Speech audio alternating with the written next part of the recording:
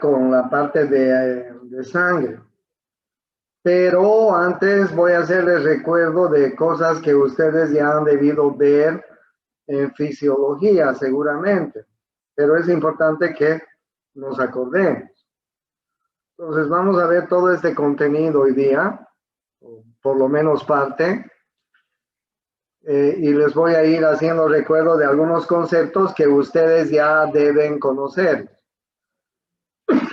En primer lugar, la definición de anemia, ¿no? La disminución de anemia es la disminución del nivel de la hemoglobina en sangre. Independientemente de que la concentración de eritrocitos sea normal o inclusive puede estar aumentada, la cantidad de glóbulos rojos. Pero nosotros nos vamos a basar en los niveles de hemoglobina, para que no tengan dudas. Es importante. ¿Por qué es importante que nosotros sepamos? Porque cuando nosotros tenemos un paciente, cuando nosotros estamos frente a un paciente, el primer examen al que recurrimos es el hemograma, ¿no es cierto? Ese es el examen básico. Si nosotros estamos sospechando de alguna enfermedad y no la estamos diagnosticando con certeza, vamos a pedir un hemograma. Y en el hemograma nos van a dar los valores de la serie roja, de la serie blanca y de las plaquetas. Por esa razón es importantísimo que nosotros sepamos leer el hemograma, pero además sepamos leer los niveles de hemoglobina, de hematocrito, de glóbulos rojos en la sangre para definir si este paciente al cual estamos viendo tiene un problema anémico o no. Ustedes saben que en nuestro medio, muchas personas tienen este problema, sobre todo en el oriente, ¿no? En el oriente es una zona tropical, muchos niños son parasitados, tienen problemas anémicos, cuando llegan al médico están con problemas anémicos, en fin. Entonces ustedes acuérdense de cómo nacen los glóbulos rojos, ¿no? Todo empieza en la médula ósea y todo empieza en las células madre, stem cells, se llama en inglés, las células madre. Y estas células madre, como ustedes están apreciando en la figura, van a comenzar a generar una serie de células hijas dentro de la médula ósea, que se llaman así como ustedes están viendo en la figura. Van a empezar a generar los proeritroblastos, van a generar los eritroblastos, van a generar los normoblastos, y finalmente estos normoblastos se van a perder el núcleo, como ustedes están viendo acá en la figura, se van a convertir en reticulocitos y finalmente en eritrocitos, ¿sí? Que ya sale a la sangre periférica. Pero miren ustedes cómo ha sido el proceso de formación de un eritrocito a partir de la stem cell, a partir de la célula madre que está en la médula ósea. ¿Ok? Acuérdense, el proeritroblasto, el eritroblasto, el normoblasto, el reticulocito y finalmente el eritrocito. Pero acuérdense también que acá intervienen dos, una hormona y una vitamina fundamentales en la formación de los glóbulos rojos. Una es la eritropoyetina. La eritropoyetina, como ustedes saben, es fabricada por el riñón, por el parénquima renal, y la eritropoyetina y la vitamina B12 son fundamentales en este proceso, Ahora bien, ¿cuánto dura el proceso de formación dentro de la médula ósea? Como ustedes están viendo, aproximadamente dura entre 5 a 7 días en la médula ósea. Y después de estos 5 a 7 días, una semana más o menos, el glóbulo rojo sale a la periferia. a la sangre periférica. Y como ustedes saben, los glóbulos rojos tienen una vida media de 120 días en la periferia. ¿Ok? Entonces, este proceso de formación de los glóbulos rojos se llama eritropoiesis. La mayor parte de esto se lo hace en la médula ósea. Ustedes ya saben. No se olviden de la eritropoyetina y la vitamina B12. Es fundamental la vitamina B12. La ausencia de vitamina B12 produce una anemia importante que ya la vamos a ir viendo, luego. Y la ausencia de eritropoyetina también produce. Los pacientes con insuficiencia renal que son sometidos a diálisis renales, periódicamente son administrados de eritropoyetina, porque la eritropoyetina es fundamental para la formación de sus glóbulos rojos. De lo contrario, estos pacientes con insuficiencia renal y diálisis renal, pues van a hacer anemias marcadas, no se olvide, ¿ya? Ahora bien, dentro de los glóbulos rojos, ustedes ya saben que estos tienen la función de transportar oxígeno y dióxido de carbono fundamentalmente, ¿no? Ustedes ya conocen el proceso de la circulación menor y la circulación mayor, que lo han venido aprendiendo desde anatomía. En anatomía, en fisiología, han aprendido la circulación menor y la circulación mayor, ¿no? Y los encargados en los glóbulos rojos, o las moléculas encargadas en los glóbulos rojos de transportar las moléculas de oxígeno y de dióxido de carbono, se llaman hemoglobina. La hemoglobina es la fundamental, es la molécula que se encuentra dentro de los glóbulos rojos y que va a ser la encargada de transportar, ¿no? Y miren, para la formación de la hemoglobina, dentro de la formación del glóbulo rojo, dentro de esta formación que les decía, interviene varios ciclos, como ustedes están viendo en la figura, ¿sí?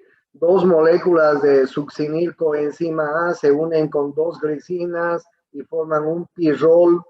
Los pirroles se unen para formar la protoporfirina 9.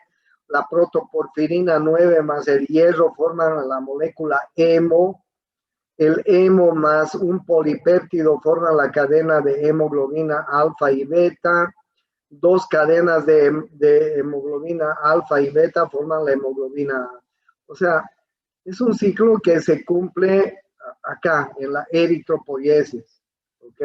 Al mismo tiempo que se está formando un eritrocito, al mismo tiempo se está formando las moléculas de hemoglobina. Y las moléculas de hemoglobina prácticamente son realizadas en las mitocondrias de estas células que están formándose acá. En las mitocondrias se van formando estas moléculas de succinilcoenzima A, dos glicinas que forman un pirrol y 4 pirroles más forman una protoporfirina 9 y la protoporfirina 9 más el hierro que consumimos forman la molécula hemo. El hemo más un polipéptido forman la cadena de hemoglobina alfa y beta. Dos cadenas de hemoglobina alfa y beta forman la hemoglobina, como ustedes están viendo aquí en la figura. ¿Ok? Entonces, una molécula de hemoglobina es prácticamente el resultado de dos cadenas alfa y dos cadenas beta, como ustedes están viendo. Cada una de estas forma, las 4 juntas, perdón, forman la molécula de hemoglobina. ¿Ya? Entonces, bien, en el metabolismo, por un lado eso, y por otro lado, en el hierro, ¿no? El hierro es fundamental también en la formación de la hemoglobina, porque como yo ya les decía en este cuadro, ustedes ven que los pirroles se van a formar la protoporfirina 9. Y la protoporfirina 9 tiene que unirse al hierro para formar una molécula hemo, ¿ya? Entonces el hierro es importante en nuestro organismo. El hierro lo consumimos gracias a los alimentos, a las verduras, a la carne que consumimos, a la leche, en fin. Consumimos el hierro a través del aparato digestivo. Y este hierro se va a transformar en una globulina, en la bilis. La globulina se encuentra en la bilis, ¿ok? Y esta globulina se denomina apotransferina. Estas apotransferinas se fusionan al hierro y nos dan las transferrinas. Miren, las transferrinas, así se llama. A partir de la globulina que se encuentra en la bilis. Muy importante que se acuerden eso. ¿Quién forma la bilis? El hígado. Acuérdense. Entonces, esta globulina que se encuentra en la bilis se denomina apotransferina. Y esta apotransferina se fusiona al hierro que consumimos. Y así forman la transferrina, ¿ya? Que es la proteína en el organismo que va a transportar el hierro. O sea, en nuestro organismo, las apotransferinas más el hierro forman las transferrinas.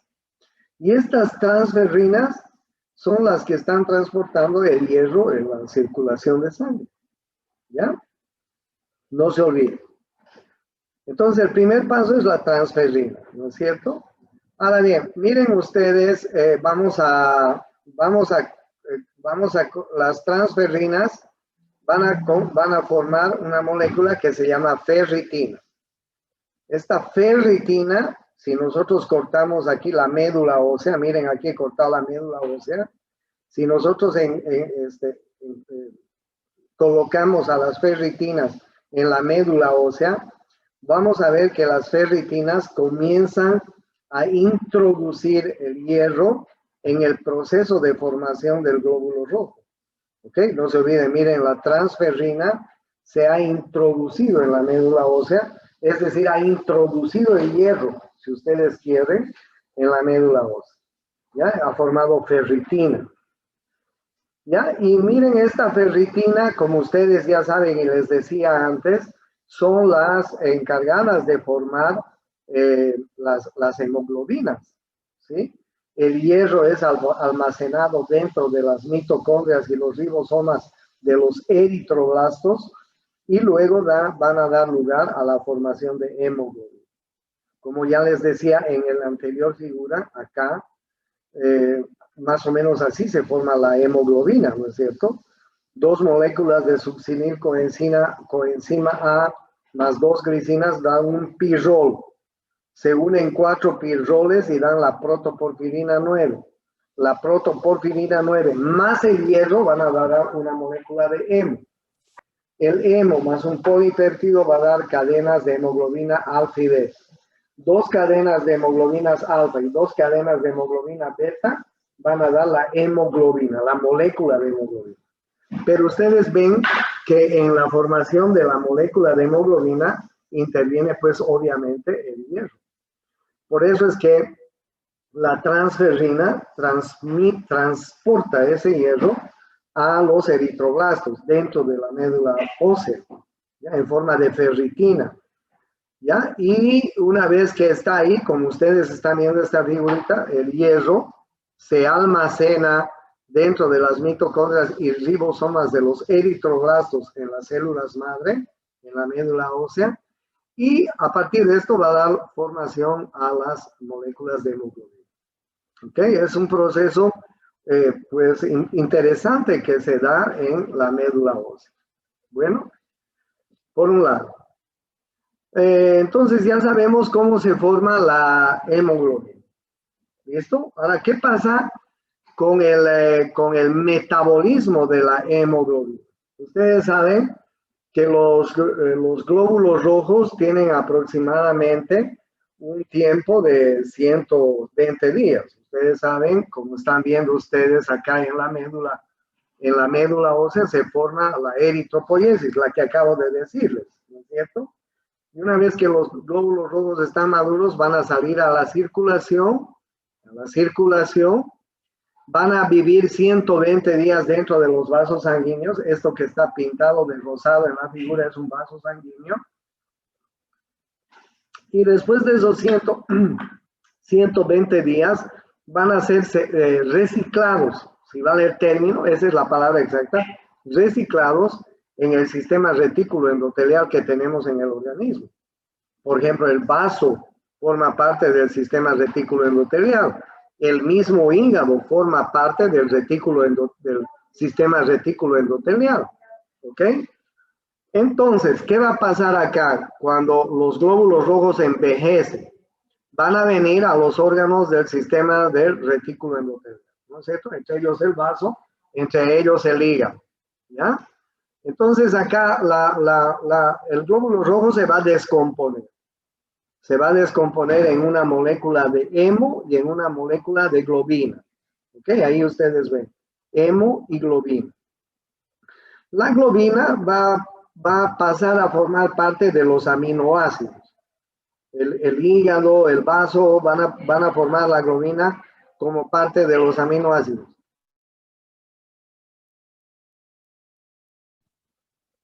Entonces, miren, así se descompone, ¿no? Así se descompone.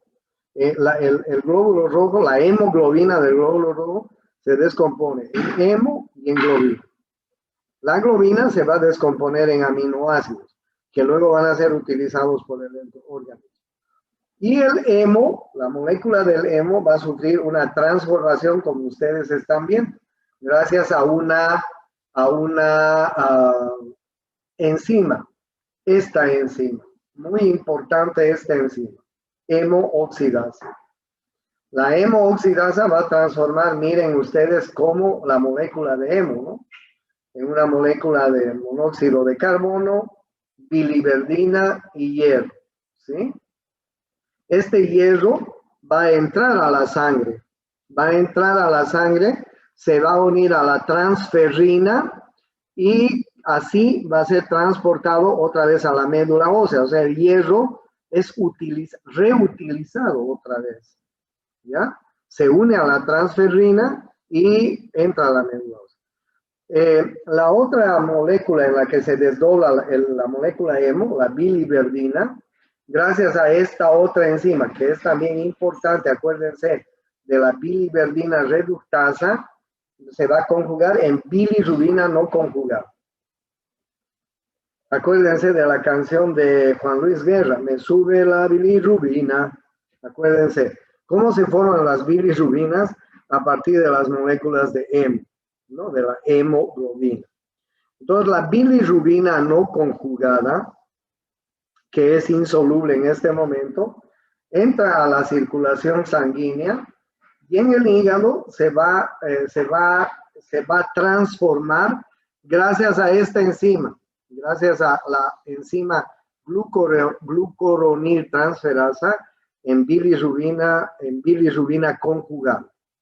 Miren, la bilirrubina no conjugada, cuando está en el hígado, gracias a esta enzima, a la UDP glucuronil transferasa, se transforma en bilirrubina conjugada. ¿Ok? Ahora bien, a esto se llama conjugación de la bilirrubina, ¿ya? Y esta bilirrubina conjugada se va a transformar en 80% en estercobilina, que es el que le da el color, el pigmento a la materia fecal.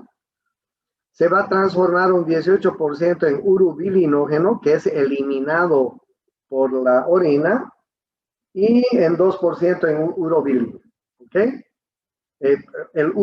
Entonces, miren ustedes, gracias a la acción bacteriana, a la flora bacteriana que tenemos en el intestino delgado y grueso, la bilirrubina conjugada se va a transformar en estercobilina, en urobilinógeno y en urobilina, que va a ser el pigmento de la orina. ¿Entendieron eso? O sea, es un proceso bien interesante el de la hemoglobina y el de la bilirrubina. Ahora bien, yo les he hablado de 3 enzimas que son fundamentales en este proceso. Una es la hemooxidasa, otra es la biliverdina reductasa y otra es la UDP glucuronil transferasa. No se olviden de estas enzimas, porque la ausencia de estas enzimas van a producir ictericias. Ictericias porque van a impedir que las biliverdinas finalmente se transformen en bilirrubinas. Y la bilirrubina no conjugada tiene que transformarse en bilirrubina conjugada dentro del hígado. Si no hay esta enzima, la UDP-glucuronil-transferasa, la bilirrubina no conjugada va a producir una ictericia prehepática. ¿Ok? Entonces, gracias a esta enzima, la bilirrubina no conjugada se va a convertir en bilirrubina conjugada. Y esta bilirrubina conjugada se va a transformar, como ustedes ven, en estas tres moléculas. La estercobilina, que es el pigmento de la materia fecal, el urobilinógeno, que vuelve a la circulación hepática, y la urobilina, que es el pigmento de la orina, el pigmento que le da la coloración amarillenta, sui generis, a la orina, ¿no? Interesantísimo. El proceso de formación de los glóbulos rojos y el proceso de reciclación, reciclamiento, si quieren, de los glóbulos rojos cuando envejecen. ¿Ok? Entonces, basado en esos conceptos básicos que deberíamos todos saber, que seguramente nos vienen arrastrando desde la materia de fisiología, pues vamos a empezar a ver lo que es la sangre. ¿Tienen alguna pregunta hasta acá?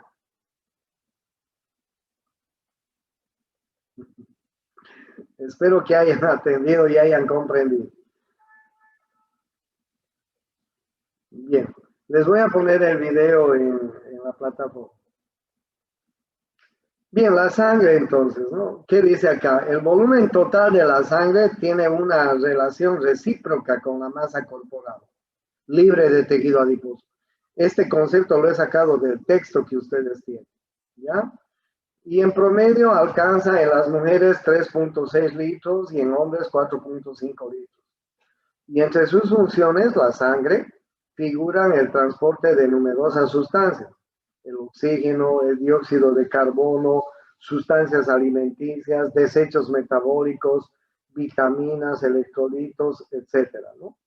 El transporte de la temperatura, calor, frío, la transmisión de señales hormonales, la compensación y la defensa en contra de sustancias y microorganismos ajenos al cuerpo, en fin, o sea, la sangre es un órgano fundamental en nuestro organismo, ¿no?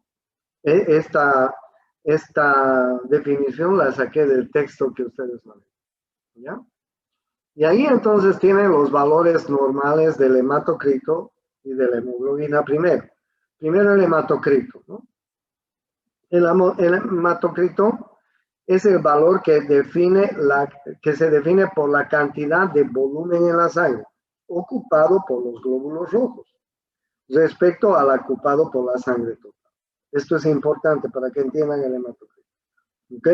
Es la cantidad del volumen de la sangre ocupado por los glóbulos rojos, ¿ya? Al ocupado por la sangre total. Es decir, un hematocrito de 40% quiere decir que el 40% del volumen de la sangre está compuesto por glóbulos rojos, ¿ya?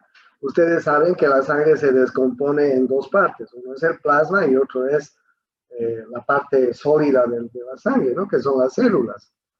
Doctor, disculpe, una pregunta. Estoy viendo en la diapositiva de hemoglobina y bilirrubina y estás hablando de conceptos. No sé si me equivoco o no ha cambiado de diapositiva. Muy bien que me digan eso, pero no sé por qué no me dicen, porque yo no me puedo orientar cuando se cuelga la imagen.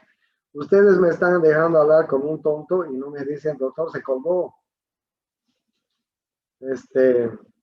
Bien, han comprendido esta imagen de la hemoglobina y bilirrubina, ¿no es cierto? Es decir, el reciclamiento de los glóbulos rojos cuando envejecen a los 120 días. ¿Eso han comprendido o no han visto esta figura? Sí, doctor, esta diapositiva estaba. Ya. Después les he puesto esta otra que es la sangre. Y después les he puesto esta definición que la tienen en el texto de las funciones de la sangre. ¿Ya? Les estaba hablando de los valores normales del hematocrito. Y les estaba explicando que el hematocrito significa la cantidad de glóbulos rojos que tenemos en la sangre. Ustedes saben que la sangre está constituida por una parte líquida, que es el plasma, y por una parte sólida que constituyen las células de la sangre. Entre ellas los glóbulos rojos, los glóbulos blancos, las plaquetas, nutrientes, en fin. Entonces, la cantidad de glóbulos rojos que tenemos en la sangre, en una muestra de sangre, como ustedes están viendo, es el hematocrito. Y el hematocrito, como ustedes saben, normalmente es entre 45 a 50, ¿no? Cuando el hematocrito es menor de 40%, estamos hablando de una anemia. Y cuando es mayor a 50, estamos hablando de una policitemia.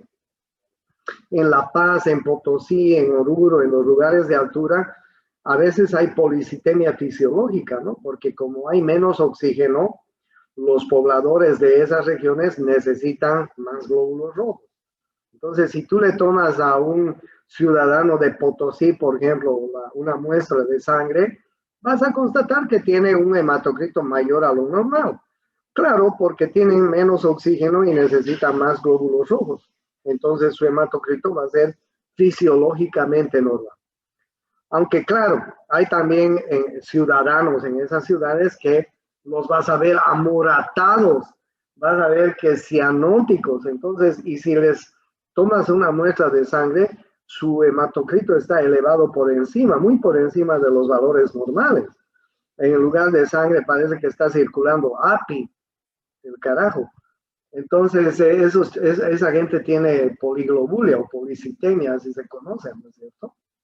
Entonces, bien, miren ustedes que es muy fácil medir el hematocrito. Se toma una muestra de sangre, se toma en estos pequeños tubos de vidrio, se centrifuga y después de unos minutos va a salir la sangre centrifugada. Hacia arriba está el plasma y hacia abajo está la cantidad de hematocrito que lo puedes medir en este frasco. Miren. Entonces, los laboratoristas miden muy fácilmente el hematocrito. Ahí están viendo, digamos, hematocrito. Ahí tienen unas líneas de medición. El hematocrito 45, normal, listo. O el hematocrito menos de 40, es una anemia. O el hematocrito mayor a 50, es una policitemia. ¿Ok? Y ahí ustedes tienen los valores que más o menos damos de hematocrito. Ustedes saben que el hematocrito siempre es menor en las mujeres. ¿Por qué razón? ¿Por qué razón? Por la menstruación, doctor. Muy bien, por la menstruación. Por la menstruación, las mujeres tienen un hematocrito menor al de los varones, ¿no? Porque las mujeres cada mes tienen sus pérdidas sanguíneas. Por eso es menor el hematocrito. ¿Ya? Muy bien contestado. Entonces, miren, el hematocrito es 42 en promedio en las mujeres, más o menos 5. Y es 47 en los hombres, más o menos 7. ¿Ya? Esta es una cifras normales de hemoglobina y hematocrito al nivel del mar. ¿Ok? No se olviden, nosotros no vivimos a nivel del mar, nosotros estamos en 600 metros en Santa Cruz. Pero miren, los paseños están a 3.700, los potosinos están casi a 5.000, jodido. Los alteños creo que están 4.500 metros de altura. Entonces, en ellos el hematocrito y la hemoglobina va a ir variando. ¿Ya? Miren qué interesante este estudio.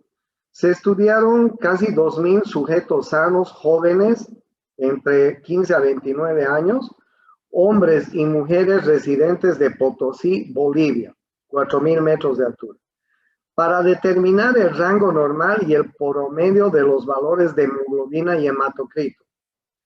que define como normal dentro de dos desviaciones estándar de la media o que comprenden el 95% de la variación observada.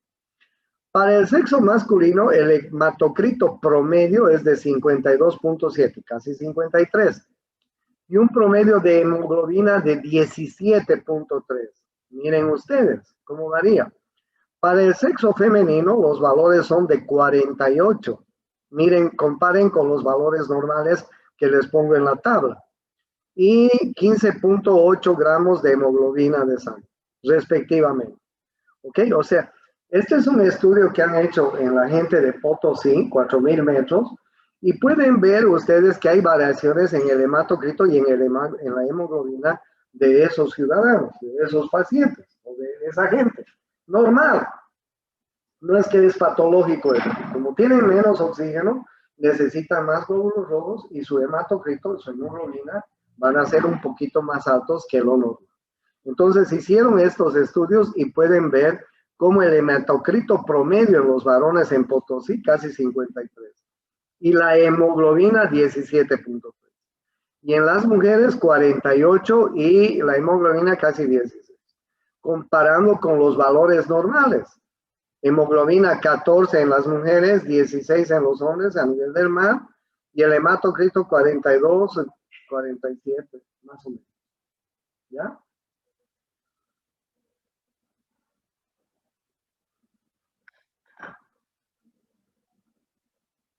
Esta figura la tienen en el texto, ¿no? Y ustedes pueden ver cómo las stem cells que están en las células madre van a ir fabricando las diferentes células sanguíneas. Las diferentes células sanguíneas a partir de la primera figura que les he mostrado, ¿no? Es importante. Muchas de estas no solamente fabrican glóbulos rojos, también fabrican glóbulos blancos y también plaquetas, ¿no es cierto? Y muchas de estas células madre se van a convertir en precursoras de los glóbulos rojos, por un lado, y por otro lado de los glóbulos blancos. Ahí ustedes tienen la línea blanca, por ejemplo, células precursoras de los linfocitos, que se llaman células linfoides, que son las que finalmente van a dar las células T y las células B, ustedes saben. Las células T son las que se dividen en las células natural killer y las helper, ¿no? Y las células B, los linfocitos B, son los que fabrican los anticuerpos. Los anticuerpos. Ustedes ya saben eso. Y también tenemos las células precursoras de los eritrocitos, como ustedes están viendo, ¿no? Gracias a la eritropoyetina, gracias a la vitamina B12 que les he dicho, ustedes vean cómo finalmente se van a transformar en megacariocitos y luego en trombocitos y eritrocitos. Y luego tenemos las células precursoras de los glóbulos blancos, ¿no? Y de las plaquetas. Entonces esta pequeña figura la tienen en el texto, que es bueno que le echen una pequeña repasada. Ustedes saben lo que es ósmosis, ¿no es cierto? Para ir definiendo algunas definiciones que tenemos que saber, ¿no? Imagínense, estos son dos frascos. En la primera figura están viendo un frasco grande y un frasco chico que está con una tintura azul. Pero este es impermeable, o sea que no pasa nada. Pero en la segunda figura están viendo un frasco permeable, ¿ok? Entonces vean ustedes cómo el solvente se ha ido pasando al soluto y ha ido disolviendo esa tintura de color azul. Y finalmente se va a poner más solvente. A esto se llama ósmosis, ¿no es cierto? Ya ese es un concepto que lo manejamos desde el colegio, la ósmosis. Es decir, el paso de sustancias de una concentración, de mayor concentración a menor concentración, ¿no es cierto? Bien, pero fíjense si a ese frasco le ponemos un tapón. Se va a producir ósmosis, pero hasta cierto nivel nada más, porque el tapón y la presión de aire que hay en este frasco, en el de adentro, van a producir una presión que se llama presión osmótica, que es muy importante la presión osmótica cuando hablamos de la sangre y el tejido intersticial. Bueno, para que vayan comprendiendo los elementos.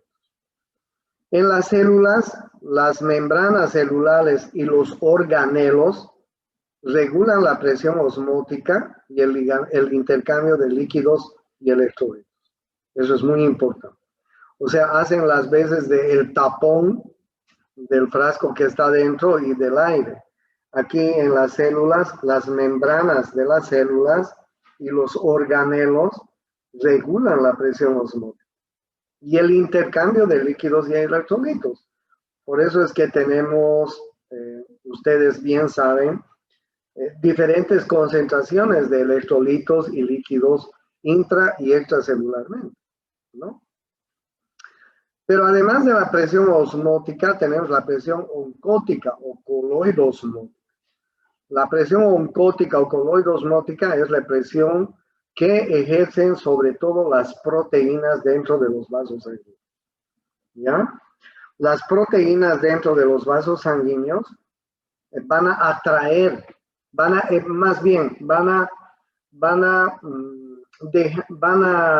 evitar que el agua se escape, que el líquido se escape hacia el líquido intersticial. Si no tenemos muchas proteínas en los vasos sanguíneos, el líquido se puede escapar hacia los vasos sanguíneos. Y si el líquido de los vasos sanguíneos se escapa hacia el tejido intersticial, imagínense que yo les dibuje un vaso sanguíneo, ¿ok? Imagínense que este es un vaso sanguíneo. Imagínense que han disminuido las proteínas que hay en este vaso sanguíneo. ¿Qué proteínas fundamentalmente hay dentro de un vaso sanguíneo? ¿Alguien sabe? ¿Alguien me puede decir? Albúmina, globulina y fibrinógeno. Muy bien. Imagínense que esas proteínas, las albúminas, las globulinas, el fibrinógeno, hayan disminuido. Entonces, la parte líquida de la sangre va a fugar hacia el espacio intersticial. ¿Ok? Y eso es lo que pasa en los pacientes anémicos. Muchas veces, ustedes van a ver niños, personas mayores, edematizados, pero no es edematizados por insuficiencias cardíacas, por insuficiencias renales, simplemente porque tienen estados anémicos. Porque las proteínas intravascularmente van a producir esa presión oncótica muy importante, que ustedes ya conocen estos conceptos desde fisiología, pero solamente les estoy haciendo recuerdo, ¿ya? Ahora bien, una vez que hemos definido todos los conceptos anteriores, vamos a ver qué es la anemia. Y esta es la definición de anemia. La anemia es la disminución de la masa eritrocitaria, del hematocrito y de la hemoglobina, o de ambos, por debajo de unos límites considerados normales, teniendo en cuenta factores como edad, sexo, condiciones medioambientales y estado fisiológico. Estos criterios que ustedes están viendo son criterios de la OMS y de hemoglobina. Y quisiera que los manejemos así, porque son criterios que he sacado de la OMS, porque los textos a veces varían en sus criterios. La hemoglobina, entonces, en varón adulto es 13. Menor a 13 se considera anemia. ¿Ya? De 13 a 15 en los adultos. En las mujeres de 12 a 14 más o menos. Menor a 12 se considera anemia. Y en la mujer embarazada menor a 11, los valores de hemoglobina se consideran. O sea, es un descenso o brusco o gradual de 2 gramos o más de la hemoglobina habitual de un paciente. Ese es el concepto. Es un descenso brusco o gradual de 2 gramos o más de la cifra de hemoglobina habitual de un paciente. Entonces me gustaría que manejemos estos valores para el criterio de anemia. ¿Listo? Bien. Entonces, las anemias, según la OMS también, tanto en hombres como en mujeres, miren, ahí ponen los valores normales en varones, este es el signo de hombre, este es el signo de mujer, ¿no? 16 más menos 2, ¿ok? Puede variar desde 14 hasta 18. Y en las mujeres de 14 más menos 2 también. Bueno, entonces, clasifican así, en anemias leves, grado 1, moderadas y graves, grado 3 y grado 4. Y ustedes pueden ver los valores de la hemoglobina que hay en cada grado. Miren, aquí están viendo el valor normal, digamos, en un varón. Menor de eso ya es anemia. En una mujer, menor a ese valor es anemia. En una embarazada, menor a eso es anemia. ¿Ok? Y el grado 1 es cuando tenemos la hemoglobina entre 10 a 13. Digamos, un poquito menos de 1. Moderado es entre 8 a 10, a 9.9. ¿Ya?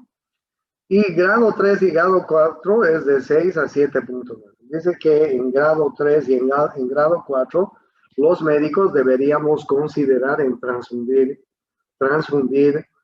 paquetes globulares, sangre, en fin, lo que tengamos a mano, ¿no es cierto? En un centro hospitalario. ¿Ya? Entonces, esta es la clasificación que maneja la OMS desde el punto de vista de la hemoglobina. Bueno, bien. Fisiopatológicamente, la anemia, no sé por qué se me ha venido esto.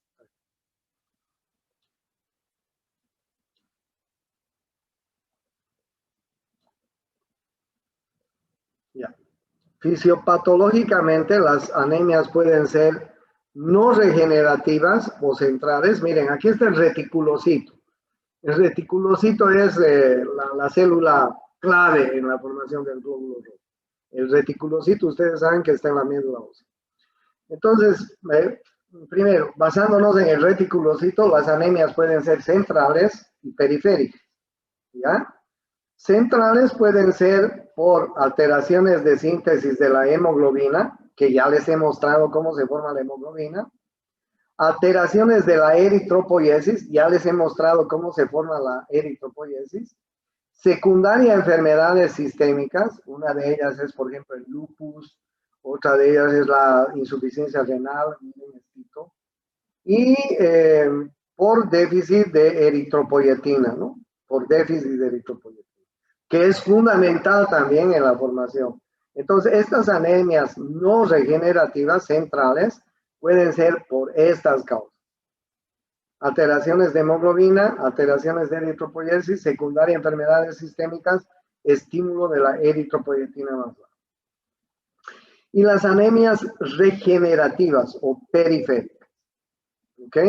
Pueden ser por hemólisis y estas pueden ser adquiridas o hereditarias, ¿ya? Por ejemplo, una enfermedad que produce hemólisis, ¿quién me dice?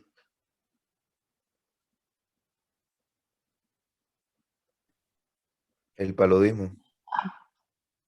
Muy bien.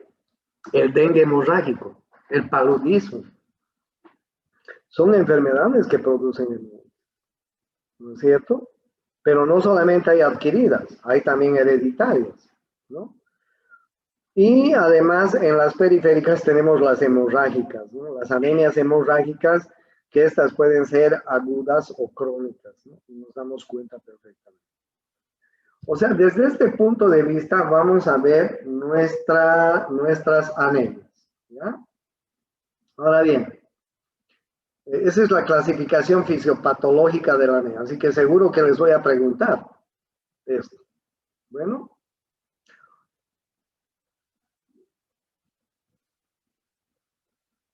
Entonces,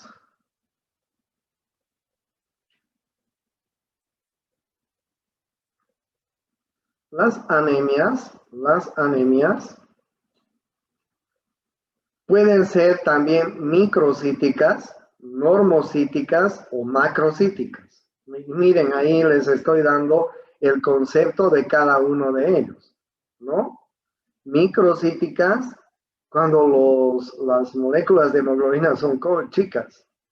Normocíticas, cuando son normales, pero hay anemia, los niveles están bajos. Y macrocíticas, cuando la hemoglobina es alta, pero igual tienen niveles bajos, ¿ya? Y también pueden ser hipocrómicas, normocrómicas e hipercrómicas, ¿ok? La hemoglobina corpuscular media está entre 27 a 34, que es lo normal en la normocrómica. La hemoglobina corpuscular media está menor a 27 en la hipocrómica y la hemoglobina corpuscular media está mayor a 34 en la hipercrómica. Pero hay anemia. Y lo mismo en las microcíticas, ¿no? El volumen corpuscular medio es menor a 80 en las microcíticas, es de 80 a 100 en las normocíticas y es mayor a 100 el volumen corpuscular medio en las macrocíticas. Entonces, esta clasificación vamos a ir estudiando de poco a poco. ¿Ya? Miren, el volumen corpuscular medio y la hemoglobina corpuscular media son elementos que tenemos que conocer. Y aquí voy a terminar. Ponen una foto para que sepan. ¿Cómo se calcula el volumen corpuscular medio y cómo se calcula la hemoglobina corpuscular media en los pacientes? Eso te va a ayudar a definir si una anemia es microcítica, normocítica, macrocítica. Y si una anemia es hipocrómica, normocrómica o hipercrómica. ¿Por qué? Porque para esto tienes que calcular el volumen corpuscular medio y la hemoglobina corpuscular medio. Ahora bien, ¿cómo vas a calcular el volumen corpuscular medio y la hemoglobina corpuscular media? A partir de valores que te van a dar en el hemograma. ¿Ok? Ahí nos quedamos, porque a partir de aquí les voy a dar ejercicios de casos clínicos para que ustedes me vayan diciendo qué tipo de anemia tiene cierto paciente.